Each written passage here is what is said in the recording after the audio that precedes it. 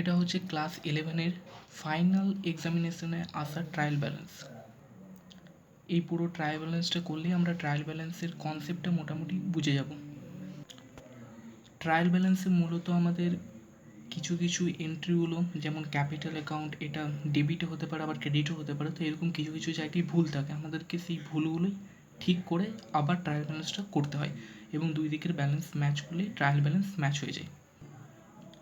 এটা পরীক্ষাতে সাধারণত 4 নাম্বার বা 6 নাম্বারের আসতে পারে। ট্রায়াল ব্যালেন্সের অঙ্ক করতে গেলে আমাদেরকে প্রথমে এই দুটো ফর্মুলা টাইপের মুখস্থ করতে হবে বা জেনে রাখতে হবে।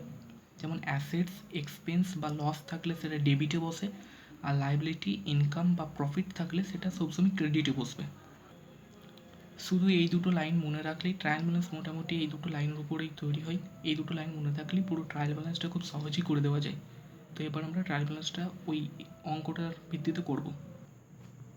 অঙ্কতে দেওয়া আছে ক্যাপিটালটার অ্যামাউন্ট দেওয়া আছে ডেবিটে, কিন্তু যদি আমরা সেই নিয়মটা দেখি তাহলে ক্যাপিটাল কিন্তু ডেবিট হয় না, ক্যাপিটাল হয় ক্রেডিট। তাই আমি এখানে ক্যাপিটালটা ক্রেডিট সাইডে বসিয়ে দিয়েছি 4 লাখ টাকা।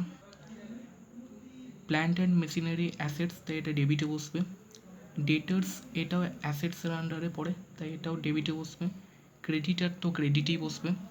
ওপেনিং স্টক আমাদের মানে বিজনেসটা চালু হচ্ছে, তাই এটা সাধারণত বিজনেসের অ্যাসেটসের দিকেই বসে, তাই এটা ডেটার্স হয়। স্যালারি আমাদেরকে এক্সপেন্স একটা পে করতে হয়, তাই এটা ডেটার্সে বসে। আর সেলস করলে বিজনেসের ইনকাম হয়, তাই সেলসটা ক্রেডিট সাইডে বসে। আর কস্ট অফ গুডস সোল্ডটা ডেবিট সাইডে বসবে।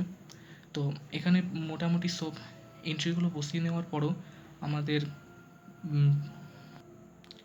ট্রায়াল ব্যালেন্সটা মিলবে না। তো ট্রায়াল ব্যালেন্স যখন কম থাকে তখন ট্রায়াল ব্যালেন্সটা মেলানোর জন্য আমরা সাসপেন্স অ্যাকাউন্ট ব্যবহার করি, এবং সাসপেন্স অ্যাকাউন্ট যেদিকে কম থাকে সেই দিকে অ্যামাউন্টটা লিখে ট্রায়াল ব্যালেন্স মেলাতে হয়।